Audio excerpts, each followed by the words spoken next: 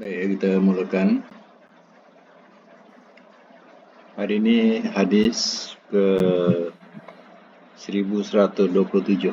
1127. Bab dia Babul Li'ani. Ya. Babul Li'ani. Baik. Kita buat pengertian dulu. Pengertian li'an ya. Boleh catatkan. Li'an iaitu saling melaknat.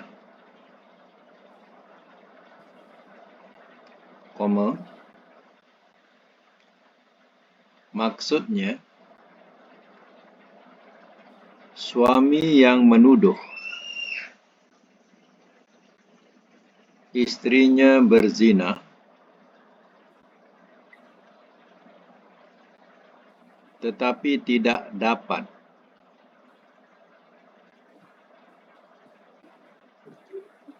menghadirkan 4 orang saksi mata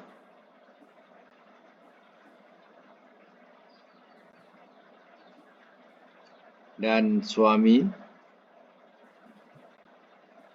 tetap teguh atas tuduhannya itu. Nokta. Oleh kerana penyelesaiannya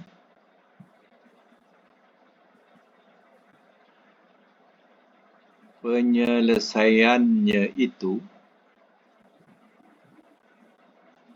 adalah dengan suami bersumpah 4 kali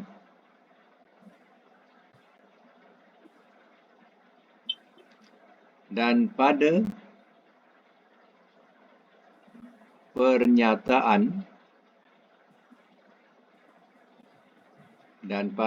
pernyataan kelima kalinya menyatakan bahawa apabila ia berdusta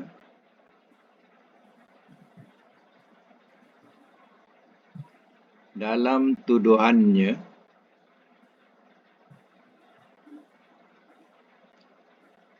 atau tidak benar tuduhannya,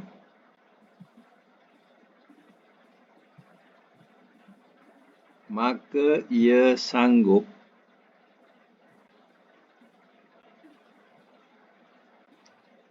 untuk menerima laknat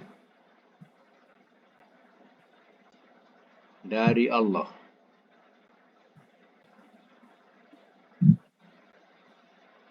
dan istrinya pun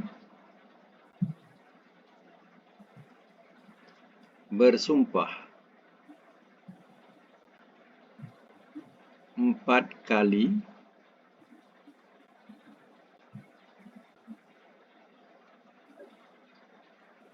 untuk menolak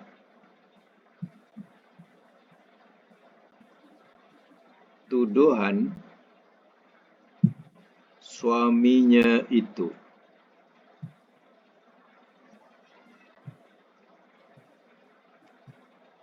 Dan kelima kalinya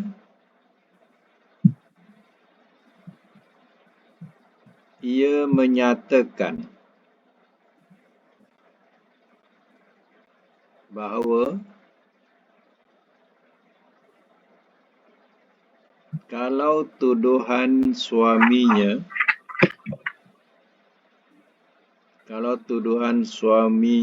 itu benar,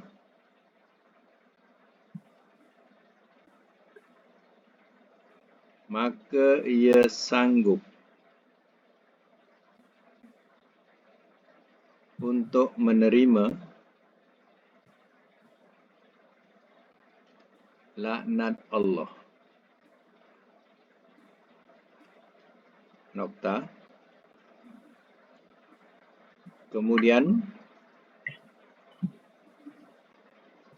suami itu menceraikan untuk selama-lamanya.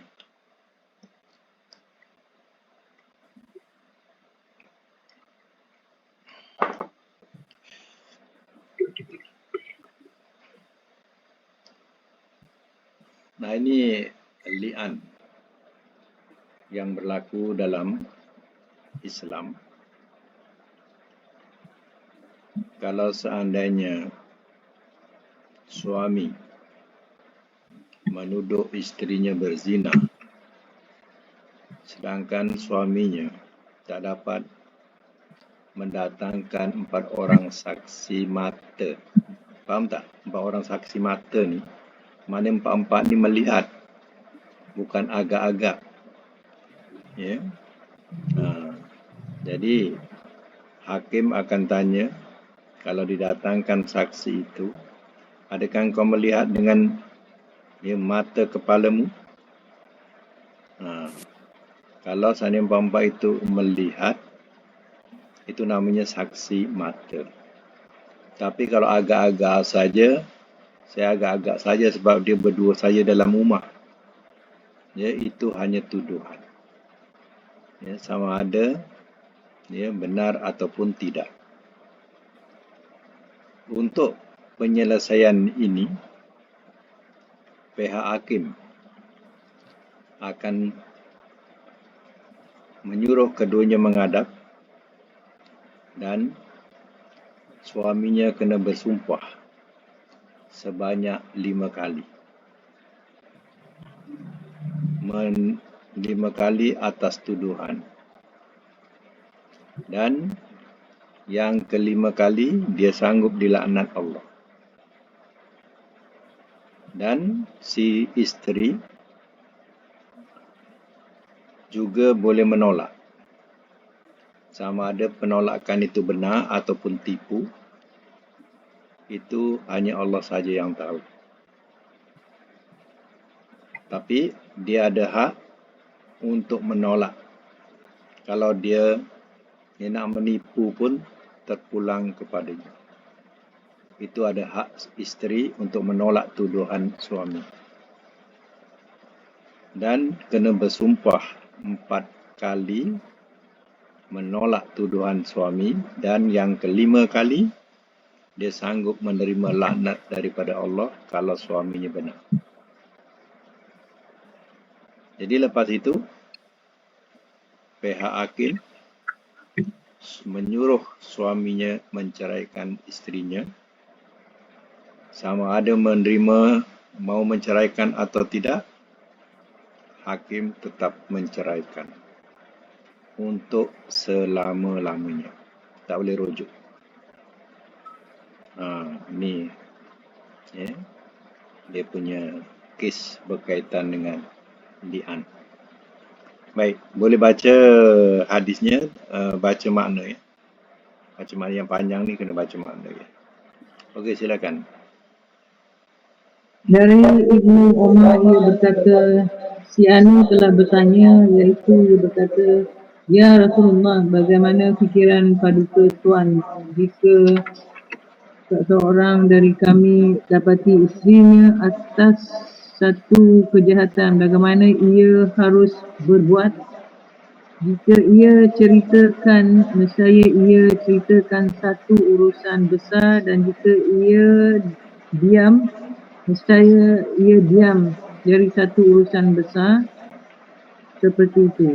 Maka ia tidak jawab kepadanya, tetapi sesudah itu ia datang kepadanya lalu berkata, sesungguhnya perkara yang saya pernah tanya kepada paduka Tuan itu perkara yang telah mengenai saya. Lalu Allah turunkan ayat-ayat 6 hingga 9 An-Nur. Lantas Rasulullah SAW bacakan dia kepadanya dan nasihati dia dan ingatkan dia dan kabarkan dia bahawa azab dunia lebih ringan dari azab akhirat. Dia berkata, tidak, demi Tuhan yang mengutus paduka Tuhan dengan membawa kebenaran, saya tidak berdusta terhadapnya. Kemudian ia panggil dia, lalu nasihati dia demikian juga. Ia berkata, tidak, demi Tuhan yang mengutus paduka Tuhan dengan membawa kebenaran, sesungguhnya ia berdusta. Maka ia mulai perintah laki-laki itu bersumpah, dan ia pun bersumpah 4 kali dengan nama Allah. Kemudian ia iringi perintahnya terhadap perempuan itu, kemudian ia pisahkan antara keduanya. Diriwayatkan dia oleh Muslim. Ya. Catatkan ya, hadis 1127. Hadis sah. Matan. Suami yang menuduh istrinya berzina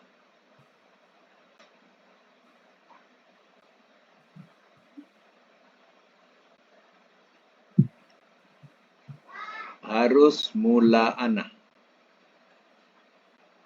Harus mula anak.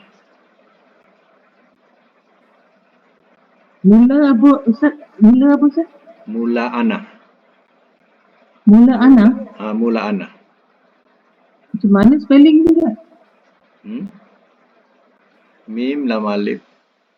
Mim lam alif. Mim lam mula. Nun ta. Nun ta marbuta. Ha?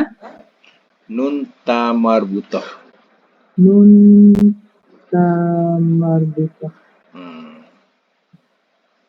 Mula anak ni mana daripada perkataan li'an. Oh, li'an. Li'an mana saling melaknat. Ya. Saling bersumpah. Saling bersumpah laknat. Ya, harus bermula anak. Mula anak. Nah, dan dipisahkan antara suami isteri.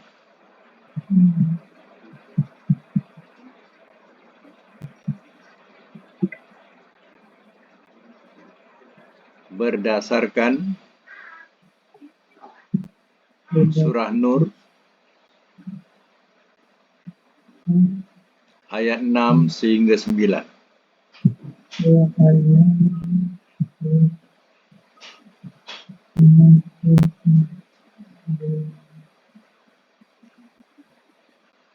Hukum sebagai satu ketentuan.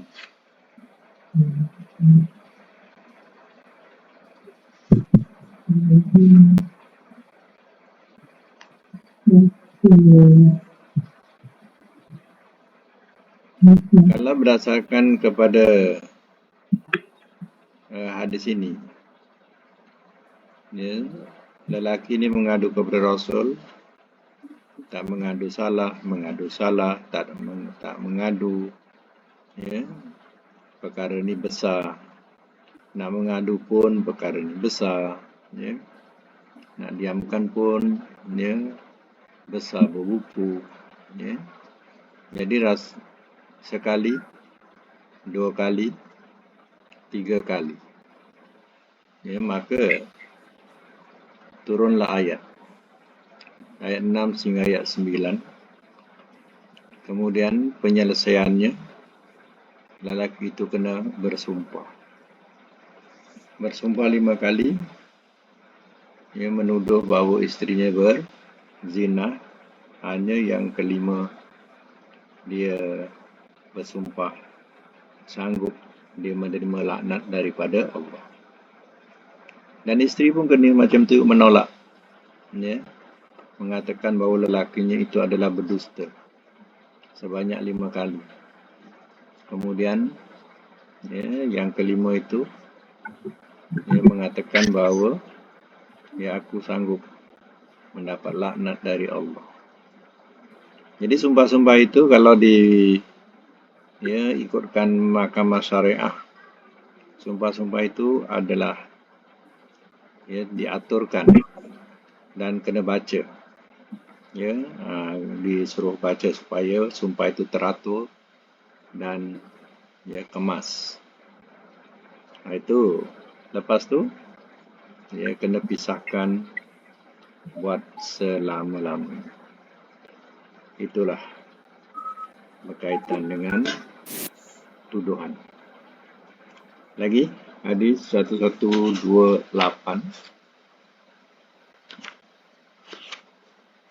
Kalau nak baca hadisnya pun boleh juga, pendek ya.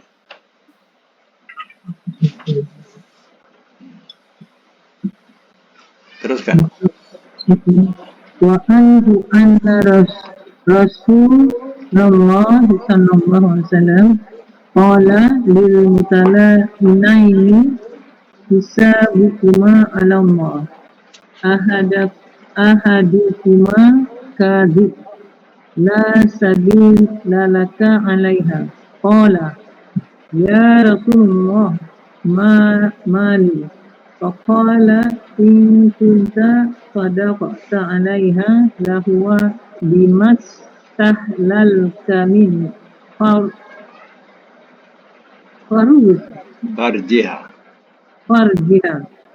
wa in kunta kadzabta alaiha fadzaka ab'adu laka minha muttafaqun alaihi. Dan daripadanya bahawa Rasulullah sallallahu alaihi wasallam telah berkata kepada dua orang yang bertuduh-tuduhan, perhitungan kamu berdua terserah kepada Allah. Salah seorang daripada kamu berdusta, engkau tidak berhak lagi terhadapnya. Dia berkata, ya Rasulullah, bagaimana harta saya?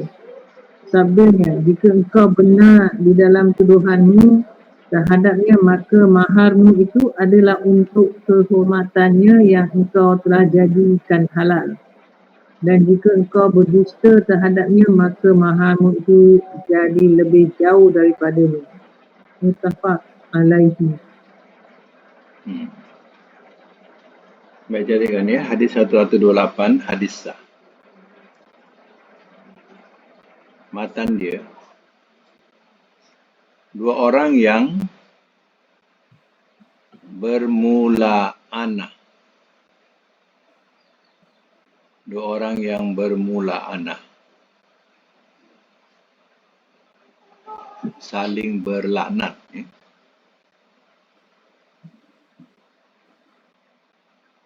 Wajib dipisahkan untuk selama-lamanya.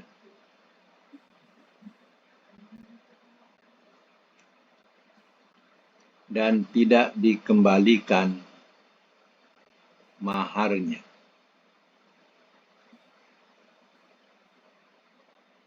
Mahar itu mas kawin. Hukum sebagai satu ketentuan.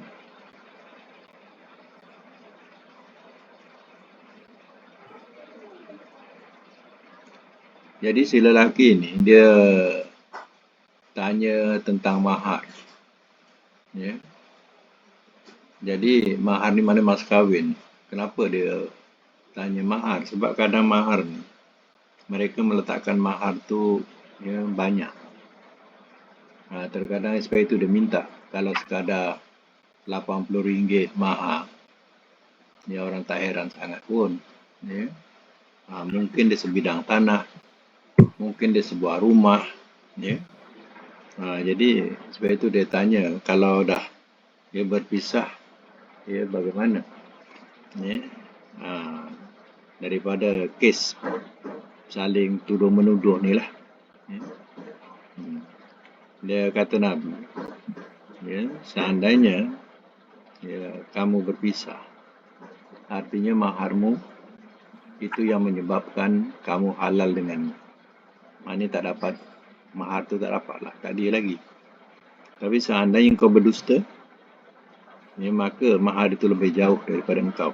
Memang tak dapat lah, langsung tak dapat. Itulah maksudnya, ya, dari hal mahar. Hadis 1129. An Anas. An Anasin an Nabiyya sallallahu alaihi wasallam qala absiruha fa in ja'at bihi abyada sabta fahuwa li zawjiha wa in ja'at bihi aksana ja'da fahuwa lillazi ramaha bihi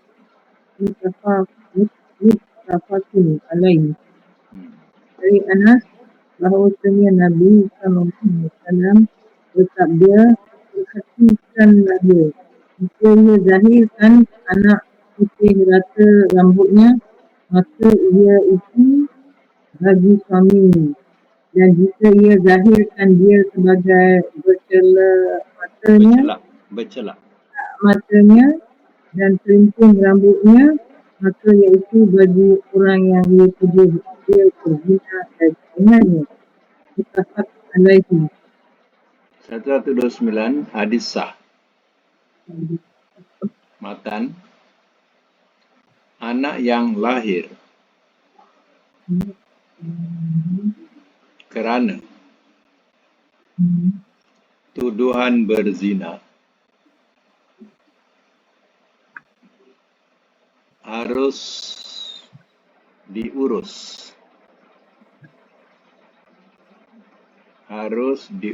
baik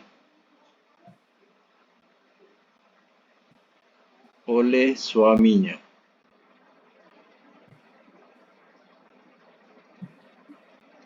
atau orang yang dituduh.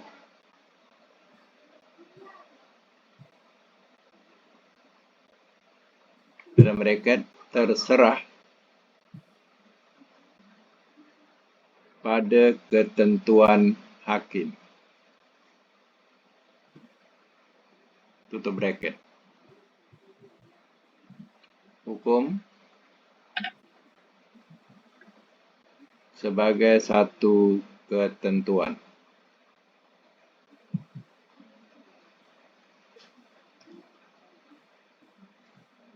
Baik, hadis 129 ini bermaksud apabila ternyata perempuan yang dituduh oleh suaminya berzina dengan lelaki tertentu melahirkan bayi yang ciri-cirinya seperti suaminya, maka berarti tuduhan suaminya itu dusta. Tapi bila ternyata bayi yang dilahirkan itu seperti lelaki yang dituduh berzina dengan isterinya itu, maka berarti tuduhan suami itu benar. Ya. Di sinilah ya, ragu-ragu tentang anak. Ya, tentang anak yang dilahirkan. Jadi si suami ini menuduh si isteri itu kononnya berzina dengan orang lain. Dan ya, kemudian dalam hal ini untuk membuktikannya kelahiran tadi, tengok pada anaknya. Anaknya mirip suami ataupun mirip kepada orang yang dituduh. Kerana orang yang dituduh tu dalam cerita ini, mereka tu kerinting rambutnya dan matanya bercelak. Ya, maka ya, kalau seandainya anak itu ada ciri-ciri kerinting rambutnya dan juga bercelak, maknanya betul lah tuduhan suaminya. Ya, si isteri telah berzina dengan orang itu. Tapi seandainya tidak, Ya. Seandainya bayi itu putih, rambutnya lurus macam suaminya, artinya suami ini sudah berdusta. Dia menuduh istrinya. Nah, ini dulu. Macam itulah cara mereka menilai tentang tuduhan ini. Sekarang ini mungkin banyaklah cara moden. Mungkin tengok pada darah, mungkin tengok DNA, lagilah tepat. Zaman moden untuk menghilangkan keraguan. Baik 1130. Teruskan. Baca lagi. 1130. Ani Abbasin anna Rasulullah sallallahu alaihi wasallam amara rajulan an yada'a yadahu indal qamisah ala fi faqala innaha mujibah. Rawahu Abu Dawud wan Nasa'i wa rijaluhu thiqat.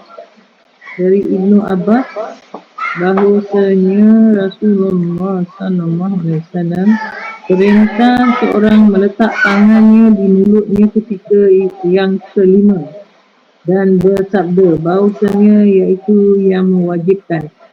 Diriwayatkan dia oleh Abu Daud dan Nasa'i dan rawi-rawinya orang-orang kepercayaan. Baik, 1130 hadis sah. Matan pada mula ana yang kelima. Mula ana. Macam tadi lah mula ana. Mula ana. Pada mula ana yang kelima diperintah seseorang meletakkan tangannya di mulut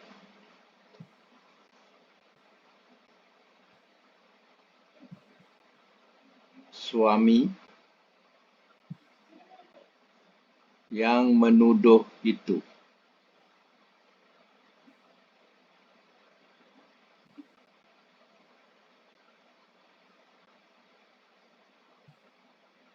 Sebagai tanda bahawa kalau dia berdusta,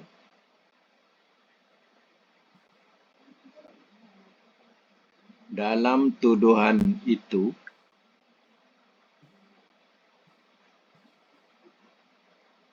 dia akan mendapat laknat. Hukum sebagai satu ketentuan.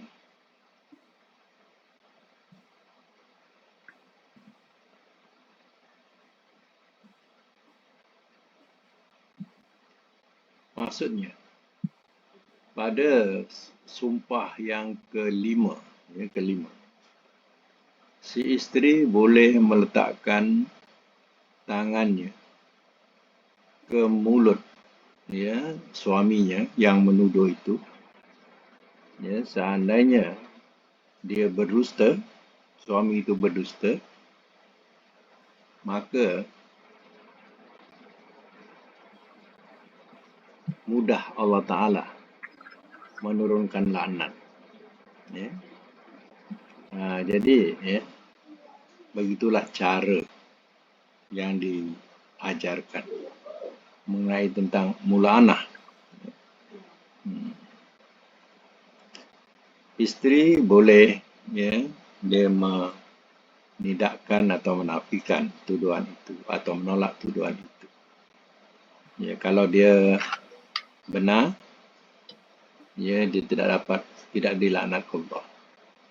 Tapi kalau dia bohong, ya, pasti akan mendapat laknat Allah. Begitu juga dengan suami. Sebab itu dikatakan perlunya hal ini adanya saksi mata. Ya.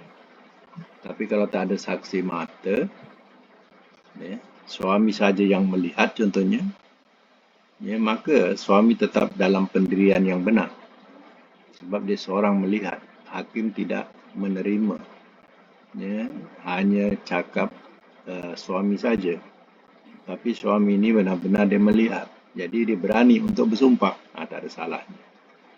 Tapi kalau hanya agak-agak saja, ya, itu bahayanya kalau dia berbohong, ya, pasti akan mendapat laknat Allah. Jadi tak boleh bermain-main dengan sumpah laknat ini. Semana termaktub dalam surah An-Nur, ya, ayat 6 sampai ayat 9. Ya. Baik, 1131. An-Sahlib Nisan fi qissatil mutalaqinain qala falamma faragha min talawu'ihima qala kadzabtu 'alaiha ya Rasulullah in amsaktuha fatalaqaha salatan qabla an ya'murahu Rasulullah sallallahu alaihi wasallam. Muttafaqun alaih. Ya. Dari Sah bin Sa'd tentang cerita dua orang yang bertuduh-tuduhan. Ia berkata, setelah selesai dua orang itu bertuduh-tuduhan, ia berkata, saya berdusta atas ya Rasulullah. Jika saya tahan dia. Lalu ia ceraikan dia 3 kali sebelum Rasulullah sallallahu alaihi wasallam suruh dia. Muttafaq alaihi.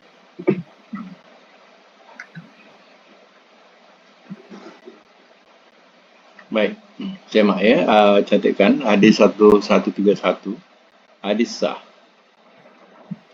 Matan, setelah bermula anak.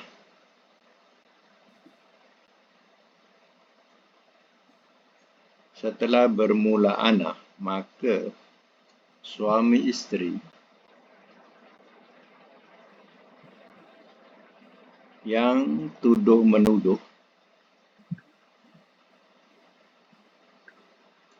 wajib bercerai untuk selama-lamanya.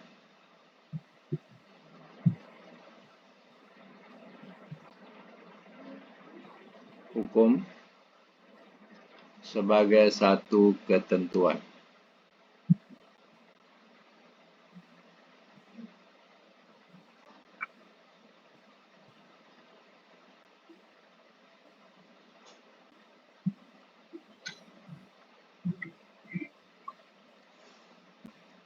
Baik.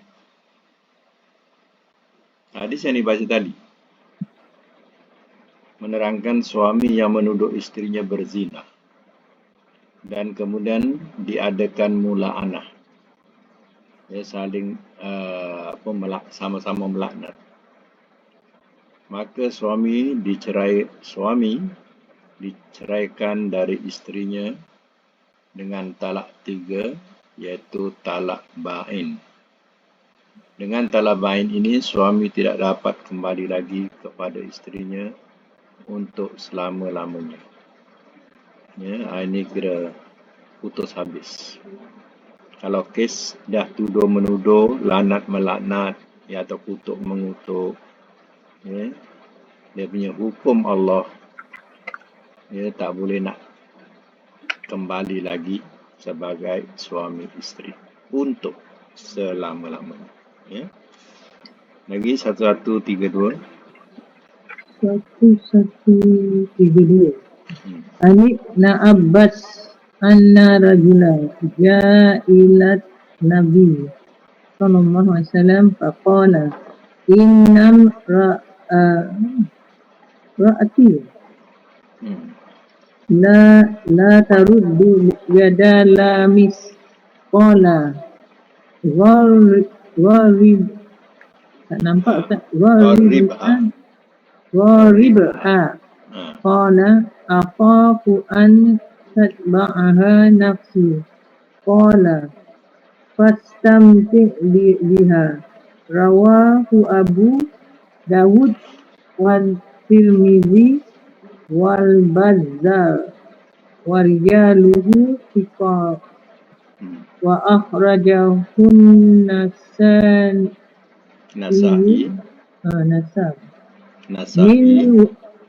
Nasa'i berhenti. Nama orang Nasa'i. Min wajhin akhara ani Abbas bilafzi qala talikha qala la akbiru anha qala fa amsikha. Dari Ibnu Abbas bahawasanya seorang laki-laki datang kepada Nabi SAW lalu berkata, sesungguhnya isteri saya tidak menolak tangan penyentuh. Sabdanya, cerailah dia. Dia berkata, saya khawatir hati saya mengejar dia. Sabdanya, bersenang-senanglah dengannya. Diriwayatkan dia oleh Abu Daud dan Tirmizi dan Bazzar dan rawi-rawinya orang-orang kepercayaan. Dan dikeluarkan dia oleh Nasa'i dari lain jalan dari Ibnu Abbas dengan lafaz sabdanya, talaklah dia. Dia jawab, saya tidak bisa sabar berpisah daripadanya. Sabdanya, tahanlah akan dia. 1132 hadis sah. Hadis sah. Matan menunjukkan bahawa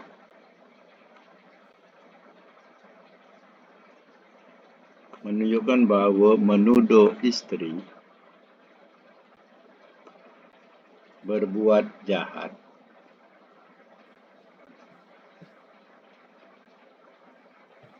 perlu dengan tegas dan resmi. Nah.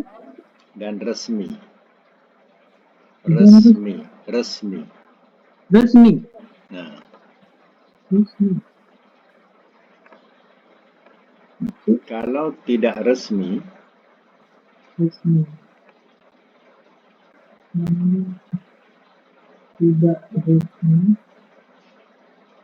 tidak dianggap sebagai tuduhan.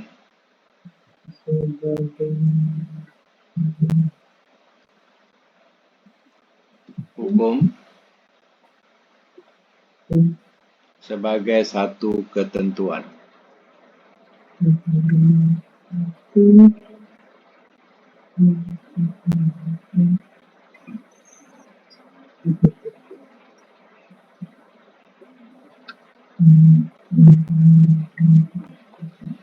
Baik, hal ini perkara kecil.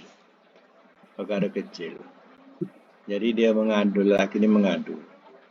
Wahai Rasul, ya, ada orang lelaki itu, ya, dia mengusik tangan istriku, tapi istriku tak menolak, tak menepis tangan dia. Ya, kata Nabi apa? Ceraikanlah. Tak boleh, saya sayang lagi Rasul. Kalau macam tu, bersenang-senanglah dengan dia. Dalam hadis lain dikatakan, katanya kalau macam tu talakkanlah. Oh, tak boleh Rasul, aku tak boleh sabar dengan dia. Kalau macam tu tahanlah. Jadi bahasa macam ni, dikatakan macam ni, ya, adalah tuduhan yang tidak resmi. Ya. Jadi artinya, ya, tidak perlu kepada bersumpah. Mana sedikit masalah saja. Macam itulah bahasa dia. Lagi 1133. An Abi Hurairah annahu sami'a Rasulullah sallallahu alaihi wasallam yaqulu hina nazalat ayatul mutala'inaini ayyu mamra'atin adqalat ala qaumin man laysa minhum falaysat minallah fi syai' walam yudkhilha Allah fi jannatah wa ayyuma rajulin jahada waladahu wa huwa yanzuru ilayhi ittajiballahu anhu wa fadahaku ala ru'usil awwalina wal akhirin. Akhrajahu Abu Dawud wan Nasa'i wa Ibn Majah wa Sahhahu Ibnu Hibban. Dari Abu Hurairah bahawasanya ia mendengar Rasulullah SAW bersabda ketika turun ayat 2 orang yang berlian, siapa-siapa perempuan memasukkan pada kaumnya siapa bukan dari mereka, maka ia tidak berharga sedikit pun pada pandangan Allah dan tidak ia akan memasukkannya ke syurganya. Dan siapa-siapa laki-laki tidak mengakui anaknya padahal ia percaya anak itu anaknya, nescaya Allah berlindung daripadanya dan akan membuat dia malu di hadapan manusia yang dahulu dan yang belakangan. Dikeluarkan dia oleh Abu Daud dan Nasa'i dan Ibnu Majah dan disahkan dia oleh Ibnu Hibban. Ya, katakan ya, 1133 hadis sah. Matan, dilarang seseorang mengingkari anaknya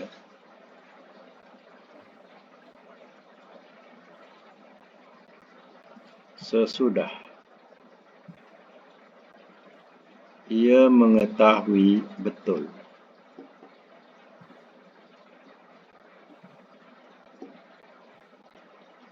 hukum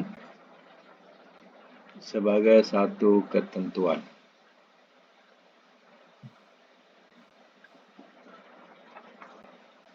Kalau dia dah betul anak dia tapi dia tak mengakui, nanti Allah Ta'ala akan buatkan dia malu lagi teruk di mahkamah Allah Ta'ala yang terdiri daripada orang dahulu dan yang kemudian.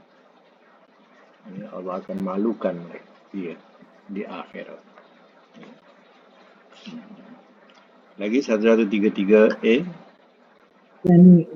Wa an Umar qala man aqarra bi waladihi tawfata ainin falaysa lahu an yaqufiyah. Akhrajahu Bayhaqi wa huwa hasanun mawquf.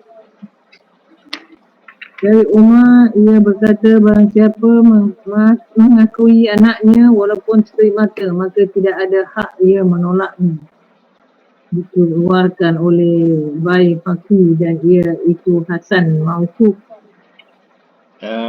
Dia punya hukum sama dengan yang tadi 1133, letakkannya pada 1133 ya.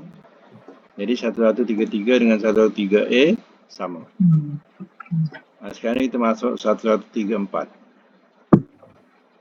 An Abi Hurairah anna rajulan qala ya Rasulullah inna imra'ati waladat ghulaman aswad qala hal laka min ibu qala na'am qala fama ألوانها Alwanuha. قال فما ألوانها قال حمر قال هل فيها من أوراق قال نعم قال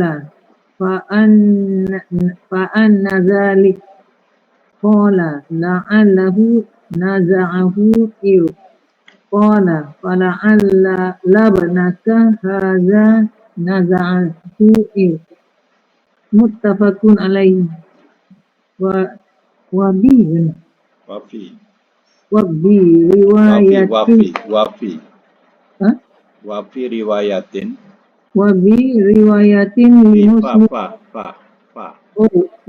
وفي Wafi. tak nampak kan? Oh وفي ya. رواية لمسلم وهو يعرض بأن ينفي Yu'aridu bi'an.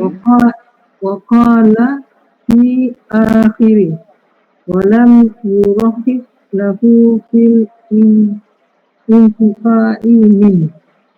Dari Abu Hurairah bahawasanya seorang laki-laki berkata, Ya Rasulullah, sesungguhnya isteri saya menzahirkan anak hitam. Sabdanya, adakah engkau mempunyai unta? Ia menjawab, unta.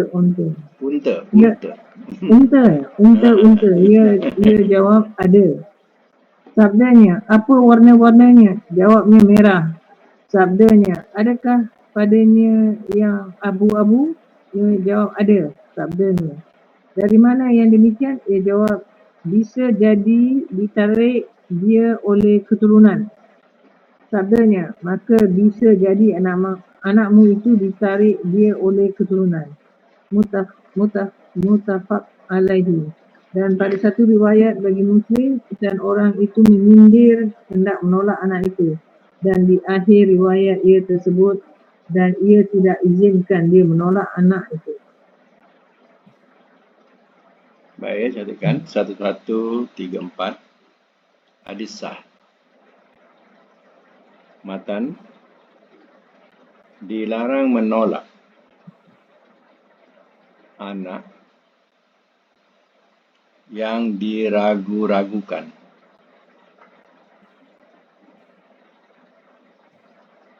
Hukum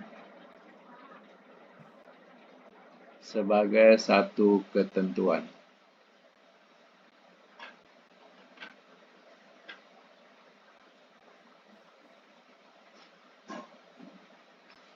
Baik ya, ini satu pelajaran ya, pelajaran bagi kita.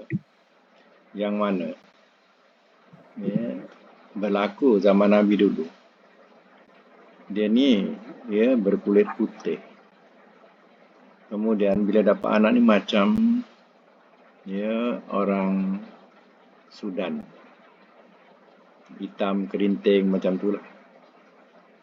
Jadi ditanya dengan Rasulullah, dia sangka isterinya buat jahat.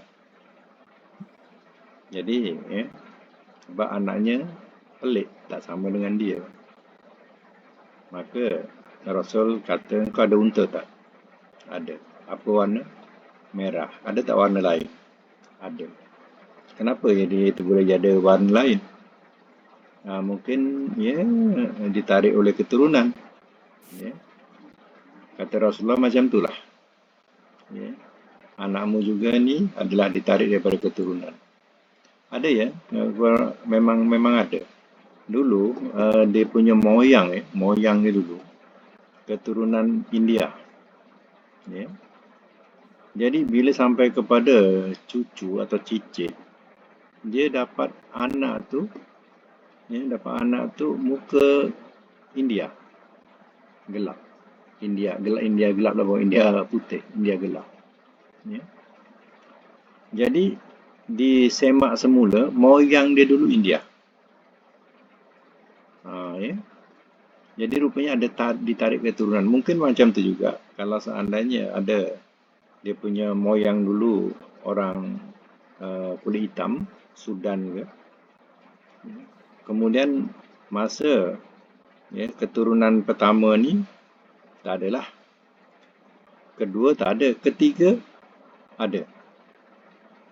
Muka pula macam Sudan. Ya, jadi dia fikir bini dia mana pergi ke Sudan, mana orang Sudan kat sini, macam tu kan. Jadi bila terfikir macam tu, ya, ingatkan kembali dia punya tarikan keturunan. Ada tak moyang-moyang ni dulu, ya, yang keturunan yang berbangsa Sudan. Didapati rupanya moyang dulu, ya, kahwin dengan, ya, dia punya moyang kita, iaitu orang Melayu. Ya. Rupanya di situ juga boleh menarik keturunan ni walaupun dah peringkat yang ketiga. Kadang peringkat ke cucu pun boleh.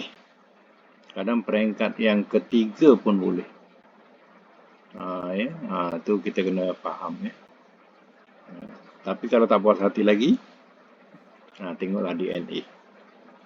Zaman sekarang ni ada DNA. Tengoklah DNA, betul ke tidak.